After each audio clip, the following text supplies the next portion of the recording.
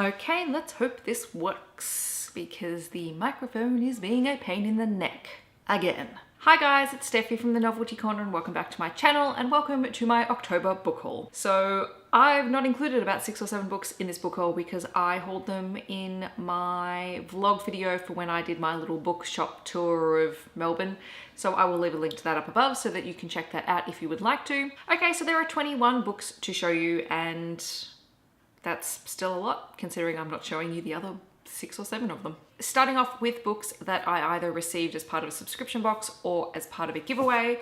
I have City of Saints and Thieves, and this one is by Natalie C. Anderson. This came in my Be Bookish box. I also won a copy of The Scandalous Life of Sasha Tort by Leslie Truffle, and I have no idea what this is about, but I really liked the cover, so I entered the giveaway on Goodreads and I won it. Oh, it's set in Tasmania. Next up are the books that I received for review from Allen and Unwin, so thank you very much to them for sending them out to me. I absolutely adore their books. I'm pretty sure I requested 3 of these, and the 4th one I received unsolicited, but I'm more than happy to read it, and I have read 3 out of the 4 of them, so I'm doing well. First one was Shadow Black by Sebastian de Castell, which is the 2nd book in the Spellslinger series, and I'm going to feature this in my wrap-up. Actually, I should have featured this in the wrap-up in the video before this one, so you should have heard my thoughts about it, but I did enjoy it. I also received Suddenly One Summer by Fleur MacDonald. Again, this is an Australian sort of crime, thriller-y type story set in Outback Australia, and I really enjoyed this. I also received and read The Extremely Inconvenient Adventures of Bronte Meadlestone by Jacqueline Moriarty, and this is a middle grade book and it is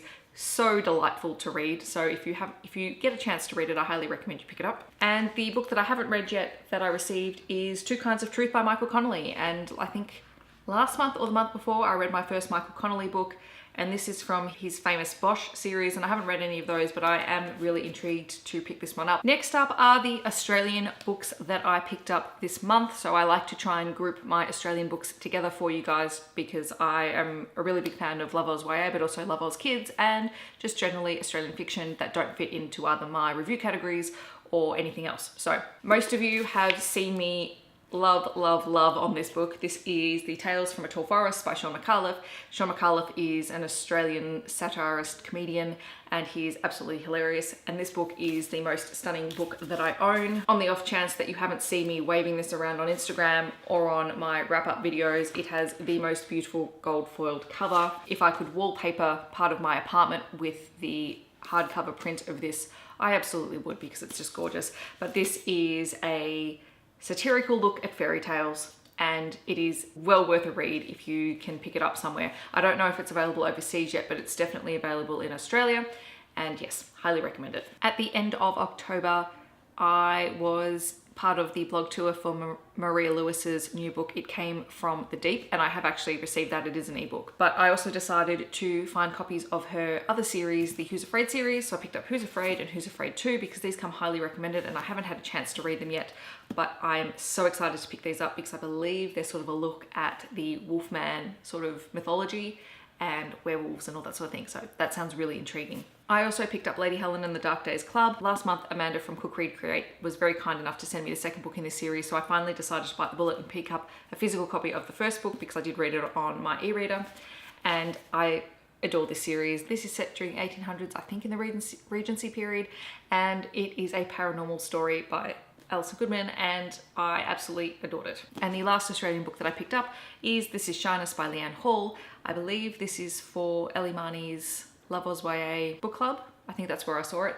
I haven't read it yet. I'm hoping to get to it in the next few days and read it. So it is Love Oz YA, and I am really excited. I don't know anything about it. I haven't read any of the book club conversation around it.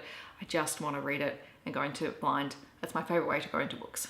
Now we come to the international books that I picked up this month, and I'm actually really pleased with how well I'm going for books that I've read. First one is Warcross by Marie Lu. This is another book that I love flashing the naked hardcover around because it's just gorgeous.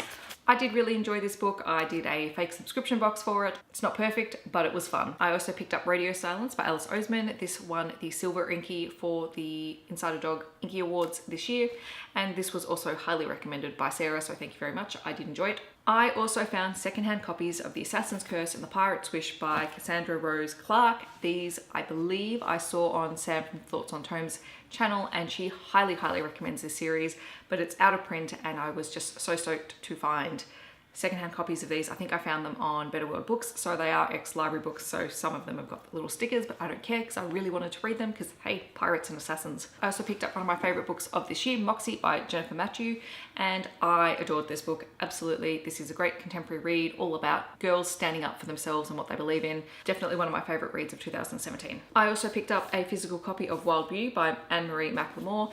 This has been all over BookTube as people have been receiving the alternate covers by Alcrate, which have an exclusive cover where the writing is on more of a parchment color rather than the black.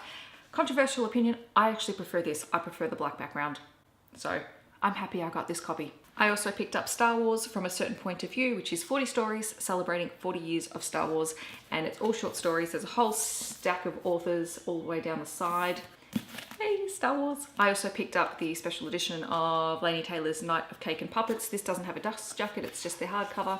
And I do really like the US one. This is the UK one.